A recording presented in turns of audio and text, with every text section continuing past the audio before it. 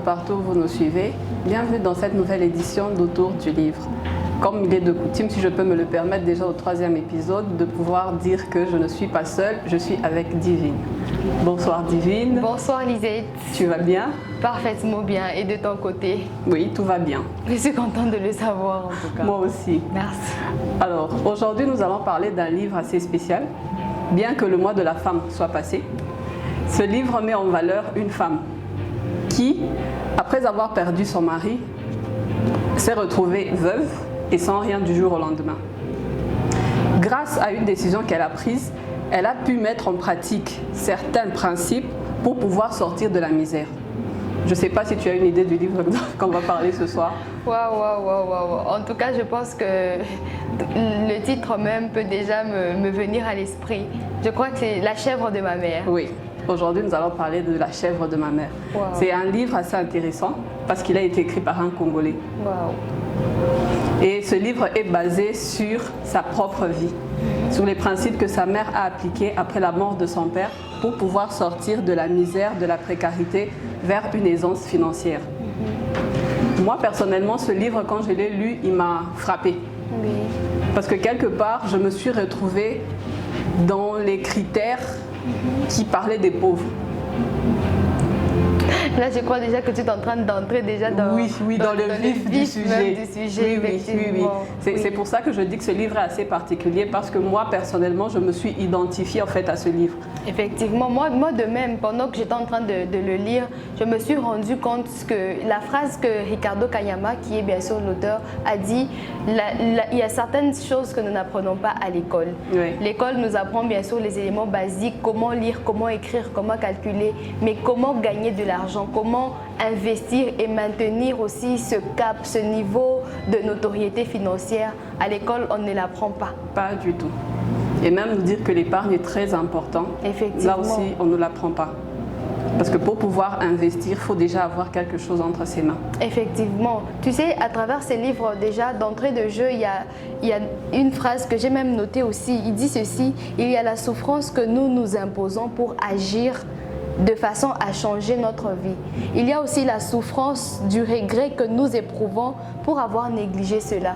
Et la souffrance de la négligence fait beaucoup plus mal que la souffrance que nous nous imposons quand nous devons changer nos vies. Beaucoup de gens aujourd'hui, nous sommes dans une situation de pauvreté, mais puisqu'on ne veut pas souffrir pour un temps, on veut tout dépenser du coup pour se faire plaisir, les besoins immédiats, on veut se faire plaisir, on ne veut pas un peu se priver, souffrir. Pour cela, beaucoup de personnes se retrouvent à regretter plus tard. Oui.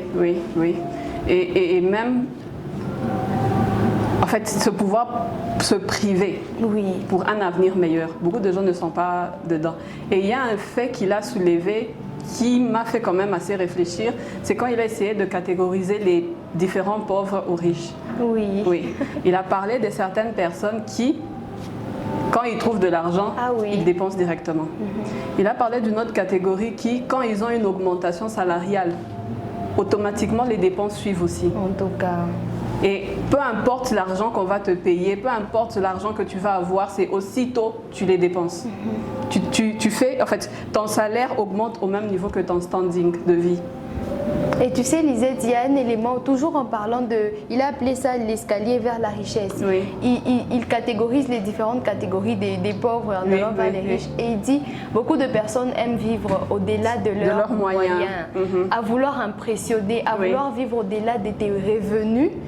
Tu arrives à dépenser même au-delà de ce que tu gagnes. Et finalement, nous nous retrouvons dans un niveau où nous sommes finalement dans des dettes qui coûtent plus que même notre salaire. Oui, exactement, à vouloir trop paraître. En tout cas, tu sais Lisette, il y a un élément dans ce livre qui souligne, c'est sa mère, lorsqu'elle avait eu cette chèvre, elle n'a pas voulu la tuer, mais elle a gardé la chèvre qui a donné à la longue un troupeau et elle a fini par payer les études de ses enfants comme ça.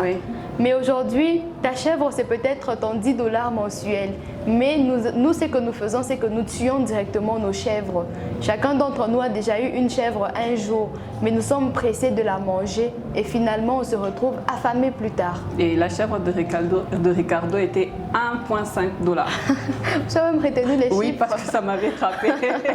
Il a commencé trop bas. En tout cas. Et même par rapport à sa mère, ce qui m'a frappé par rapport à cette femme, c'est le fait qu'elle n'a pas étudié. Ah oui? Oui, c'était une femme au village, mère de plusieurs enfants, mais elle a pris une décision et une discipline qui l'a fait sortir en fait de cette situation. Beaucoup de femmes aujourd'hui, beaucoup de personnes, pas seulement les femmes, se retrouvent dans cette situation et ne font pas en fait des efforts pour en sortir. Ils sont plus dans l'apitoiement de soi. Oui. Je n'ai rien, avec ça je peux rien. Or, tu as toujours quelque chose d'entre tes mains. Effectivement. Si lui, il a commencé avec 1,5 $ et il en est arrivé là, c'est que nous tous, nous sommes capables de le faire. Effectivement. Et tu sais, Lisette, moi, par cette expérience de sa mère qu'il partage, je comprends que la richesse n'est pas d'abord fonction de ta manière de parler, de ton vocabulaire ou de ta manière ou de tes études, effectivement. Aujourd'hui, il y a plusieurs exemples que nous pouvons même tirer dans la vie courante. Combien de personnes finissent leurs études, ont un bon diplôme, meilleure université, mais qu'est-ce que tu en fais finalement? Qu'est-ce que tu fais de ton diplôme? Et pourtant, il y a des principes à appliquer qui peuvent vraiment t'aider à parvenir à ce qu'on appelle l'indépendance financière. Effectivement. Et la plus grande principe, c'est l'épargne. Effectivement, oh oui. Beaucoup de gens n'ont pas la notion d'épargne. Et surtout au Congo, tu sais, nous avons tendance déjà à... Nous n'avons pas cette notion, en fait. Si nous essayons de faire des sondages sur combien de personnes ont même un compte épargne, beaucoup de personnes pensent que pour avoir un compte bancaire, il faudra avoir seulement une grande somme, un grand revenu. Alors que non, avec le moindre que tu peux avoir, tu économises, tu déposes dans ton compte épargne. Mais nous n'avons pas cette culture. Oui. Et le minimum qu'on peut déposer dans la banque, c'est 10 $. Après plusieurs, même si on a 1 $, au bout d'un certain temps, on peut avoir les 10 $ et pouvoir ouvrir son compte épargne. Et tu sais, Lisette, il y a un élément également qui m'a beaucoup plu dans ce livre, c'est lorsqu'il dit ceci, la plupart des personnes se retrouvent dans la catégorie des pauvres moyens. Les pauvres moyens, ça veut dire leurs revenus égale leurs dépenses et dès qu'ils ont l'argent, automatiquement, ils ont des dettes qu'ils doivent compenser. Quelqu'un qui a déjà emprunté au milieu du mois, il a déjà emprunté quelque part. Et à la fin du mois, quand on le paye, la chose qu'il fera, c'est d'abord de rembourser cette dette. Pour après emprunter. En tout cas, et dans ces cas-là, comment penses-tu épargner? Si déjà tout ce que tu peux avoir, tu dois compenser tes dettes. En tout cas. Et la dernière catégorie des pauvres, c'est ceux qui épargnent pour une dépense future. Ah oui? Oui, ça aussi, c'était assez dangereux de lire ceci. Oui, effectivement. Parce que moi, j'étais dans ce cas-là. Donc, je mets de côté, à un certain moment, je dépense cet argent. Et au final, tu te dis, au moins, j'ai réalisé telle chose. Et tu en es fier. Et après avoir lu le livre, j'ai vu que j'avais aussi un problème. Alors que moi, je pensais que j'étais sortie du problème. En tout cas. Et tu sais, l'idéal, donc, à travers ce que Ricardo Kayama dit, c'est que l'idéal n'est pas seulement de pouvoir épargner pour utiliser ça à la langue, mais c'est épargner pour investir. Investir et perpétuer ainsi le cycle de la richesse. Parce qu'on ne devient pas riche avec son salaire seulement. Mais c'est par la manière dont tu réinvestis ce que tu gagnes. C'est que nous ne faisons pas. Mais moi, depuis que j'ai lu ce livre, tu sais, peu importe la somme que je gagne, je fais le tout pour garder, pour emprunter au moins quelque chose. D'ailleurs, actuellement, on nous a facilité avec des caisses. Il y a des caisses il y a une clé et tu mets tout ce que tu peux avoir, tu mets à l'intérieur et j'espère qu'un de ces quatre, ça m'aidera à payer une voiture. Moi, je l'avoue que j'ai lu ce livre il y a des années, mais je n'avais pas appliqué. Il a fallu que je le relise une deuxième fois pour que je décide de m'y mettre. Waouh! Et tu sais, le secret même en lisant un livre, ce n'est pas seulement de le lire, mais c'est dans l'application qu'il y a vraiment ce véritable changement. Beaucoup, nous pouvons lire, c'est bien, mais est-ce que nous appliquons ce que nous lisons? Pas du tout. Alors qu'avec ce livre, La chèvre de ma mère, c'est un livre très pratique. Très pratique, il nous donne des petits exercices, épargner au moins 10% de son salaire ou de ses revenus. Effectivement, 10% de son salaire ou de son revenu, épargner seulement 10%. Tu t'imagines, tu gagnes 10 000 francs, tu prends d'abord 1000 francs, tu mets de côté. Et petit à petit, ça s'accroît et jusqu'à devenir une petite bombe. Oui, et savoir dans quoi investir aussi. L'investissement intelligent est très important. Il y a beaucoup de gens qui investissent dans des histoires qui ne marchent pas juste parce qu'ils n'ont pas fait assez d'études, juste parce qu'ils n'ont pas fait assez de recherches. Et ces personnes auront l'impression de toujours échouer alors qu'ils n'investissent pas là où il faut. Effectivement. Et d'ailleurs, la question maintenant, c'est de savoir, mais comment investir là, il faut. Là, je crois que c'est aussi notre question. Oui, qu'on pourra exploiter encore dans une autre émission. Waouh, dans un autre numéro où on pourra encore exploiter ce sujet-là. Parce qu'il y a encore d'autres auteurs qui ont pu aussi donner assez de connaissances sur les investissements intelligents. Mais ce livre, c'est vraiment, si je peux dire, une pépite. Effectivement, oui, vraiment une pépite. Parce qu'elle s'est vraiment basée sur la réalité de nos vies. On a tous l'impression en fait d'être identifiés dans ce livre-là, peu importe la classe sociale. Comme elle a été faite par un Congolais, il connaît les réalités du Congo, il les a vécues, il connaît les difficultés et il nous montre même la méthode de comment en sortir. Effectivement. Et ça, c'est quelque chose d'assez intéressant par rapport aux autres livres qui sont faits par des étrangers, avec leur propre réalité. Et moi, c'est pour ça que j'inviterai tout le monde d'aller chercher vraiment ce livre, de pouvoir le lire et de pouvoir appliquer les principes qui ont été donnés dans ce livre. Et surtout, ils ne le regretteront pas. Pas du tout, pas du tout.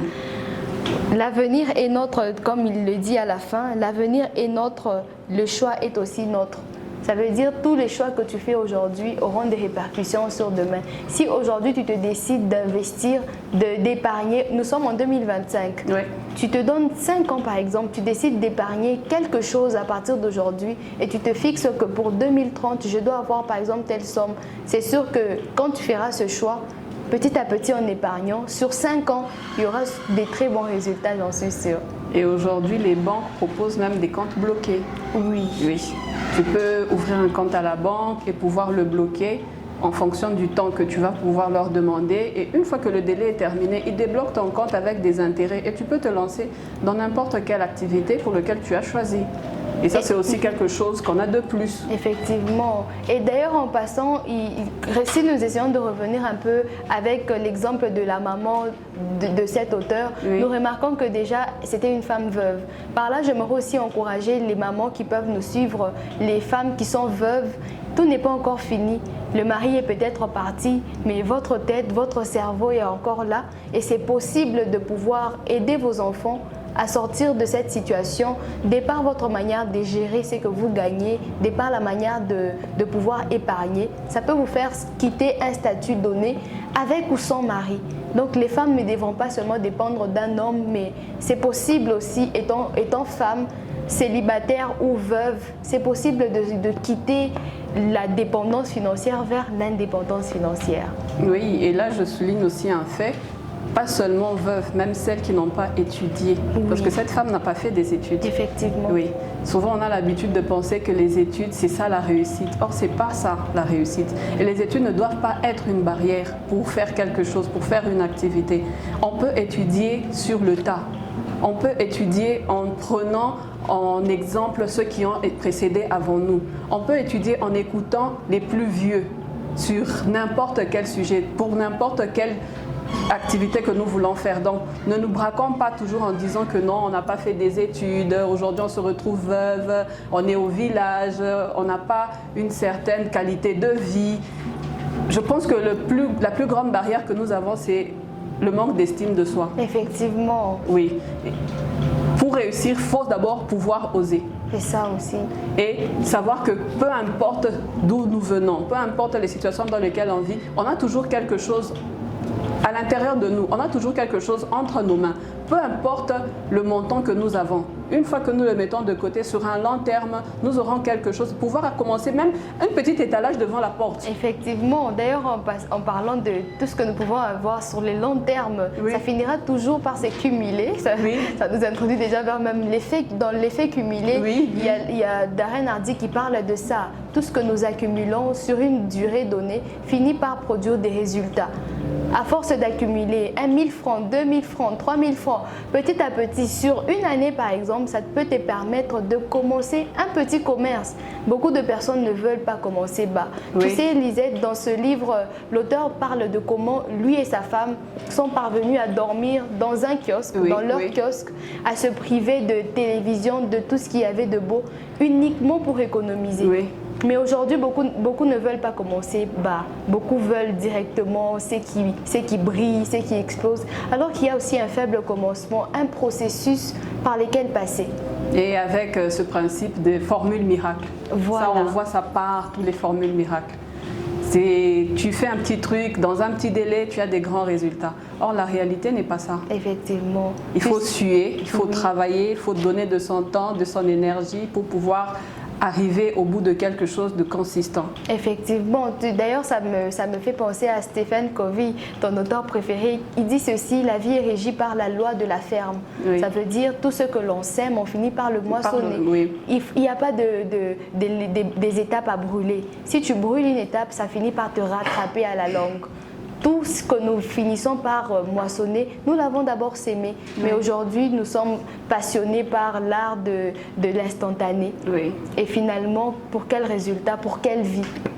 Ça me rappelle des images que j'ai vues sur Facebook d'un monsieur qui a posté son commencement et de là où il est arrivé. Au commencement, c'était, si je peux me le permettre, un chégué. Il a posté vraiment des images où il était petit, sale, il vendait de l'eau. À un moment, il a commencé à faire des petits étalages, des marchés pirates par terre, il vendait des petits articles. Il est passé aux étalages sur une table avec des jeans. Ok. Et au final, c'était quelqu'un avec une boutique dans sa voiture. Et ça m'avait vraiment frappé de voir qu'un petit garçon de 5 ans qui dormait dehors, qui a travaillé dur pour qu'à l'âge adulte, qu'il puisse avoir sa propre boutique, son véhicule. Et tu sais, beaucoup de personnes pensent qu'ils soutiennent la théorie selon laquelle tout ce que nous sommes, tout ce que nous vivons nous est déjà prédestiné. Ça veut dire si tu es pauvre, tu le resteras et tu es prédestiné à ça. Eh bien, je ne prends pas parti par rapport à ça, mais je sais juste que nous sommes les résultats aussi de nos choix. Oui. Le monsieur, par exemple, dont tu as parlé ici, oui. il était petit, il dormait dans la rue. Il pouvait se dire, moi, je suis peut-être né pour vivre dans la rue. Mais il a décidé de sortir de là. Il n'a pas fait de ça sa condition, mais il a fait de ça une étape juste à traverser. Beaucoup de personnes prennent leurs conditions pour leur finalité, alors que non. Ricardo Kanyama, par exemple, oui. C'était juste une étape, ce n'était pas la finalité, mais il a travaillé et il a décidé. En lisant ses livres, on se rend compte que c'est quelqu'un d'assez pertinent quand il se décide à réaliser quelque chose. Il va jusqu'au bout. Effectivement, mais aujourd'hui, beaucoup de personnes ne veulent pas prendre un parti, ne veulent pas se décider. Tu te décides, moi dans ma vie je ne mourrai pas pauvre, qu'il pleuve ou qu'il neige, et tu travailles pour ça. Oui. Mais beaucoup de personnes aujourd'hui, on préfère subir la vie, être victime de la vie, plutôt que d'être acteur de sa vie. Oui, s'apitoyer un peu sur son sort et trouver à chaque fois des excuses. Parce que quand on ne se montre pas, la discipline n'est pas facile. Ah oui. Et surtout la maintenir sur un long terme. Alors à chaque fois qu'il rencontre un peu d'obstacles, il lâche prise et là on pointe toujours la vie, on pointe le gouvernement, on pointe la famille, c'est parce que papa n'avait pas, j'ai pas étudié dans des bonnes conditions, le gouvernement a ceci ou cela. Or, toujours dans ce pays, il y a eu des gens qui ont été dans les mêmes situations, qui ont travaillé et qui s'en est sortis. Effectivement. N'est-ce pas là vraiment une lueur d'espoir qu'il est encore possible de sortir de sa condition? Il est encore possible, mais tout commence par l'épargne. Tout commence par décider. Oui. Décider que moi, je ne finirai pas ainsi. Décider que peu importe la souffrance que je rencontre, demain sera meilleur. Oui, oui. Et pouvoir aussi avoir en fait des modèles. Effectivement. Quand tu fixes les yeux sur quelqu'un qui a réussi, ça te donne cette force, cette bulle d'énergie pour pouvoir aller de l'avant. Effectivement. Bon, nous sommes arrivés à la fin de notre émission. C'était autour du livre. Merci de nous avoir suivis de partout où vous étiez, que ce soit en streaming sur votre ordinateur, devant votre télé ou à la radio. À la prochaine.